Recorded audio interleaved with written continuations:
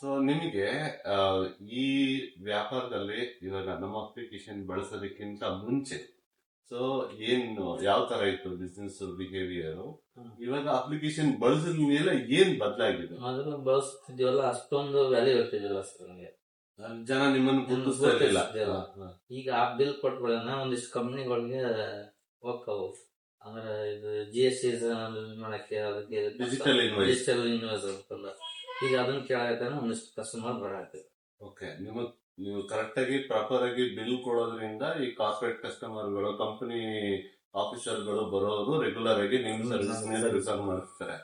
ನೀವು ಇದಕ್ಕೆ ಮುಂಚೆನೂ ನೀವು ಸೇವೆ ನೀಡ್ತಾ ಇದ್ರಿ, ಇವಾಗ್ಲೂ ಸೇವೆ ನೀಡ್ತಾ ಇದ್ದೀರಾ. ಅದ್ರ ಮೇಲೆ ಬಿಲ್ ಕೊಡ್ತಿದ್ನಲ್ಲ, ಅದೊಂದು ಇಲ್ಲ ಅಂತ ಕೇಳ್ತಿದ್ದ, ಅದು ಅಕ್ಸೆಪ್ಟ್ ಮಾಡ್ತಿದ್ದಿಲ್ಲ. ಸುಮ್ಮನೆ ಹೆಂಗ ತಗೊಂಡ್ ಹೋಗ್ತಿದ್ರು, ಆಮೇಲೆ ಅವ್ರ ಕೈಲಿಂದ ಏನೋ ಮಾಡಿ ಮಾಡ್ತಿದ್ರು. ಆದ್ರೆ ನನ್ನ ಅವ್ರು ಬಿಡ್ತಿದ್ದಿಲ್ಲ.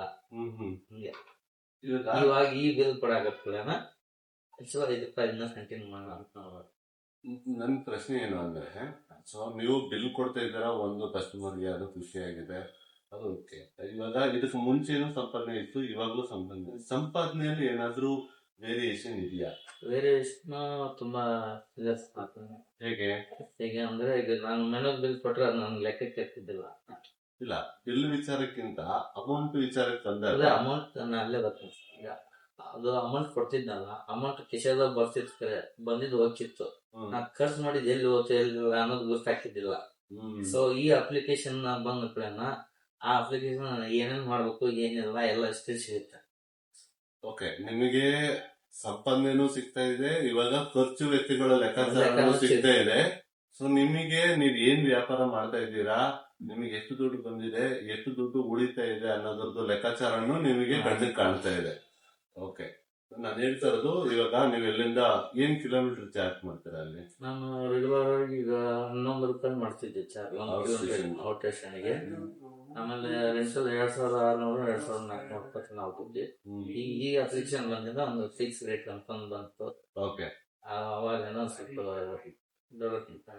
ಓಕೆ, ನೀವೇನ್ ಹೇಳ್ತೀರಾ? ನಾನೊಬ್ಬ ಮಾಡಲ್ಲ, ಇನ್ನೊಬ್ರು ಮಾಡಾಕ್ತಾರೆ, ಅವರಿಂದ ಇನ್ನೊಬ್ರು ಹಾಲ್ ಅನ್ನೋದು ನಮ್ಮ ಆರೈಕೆ.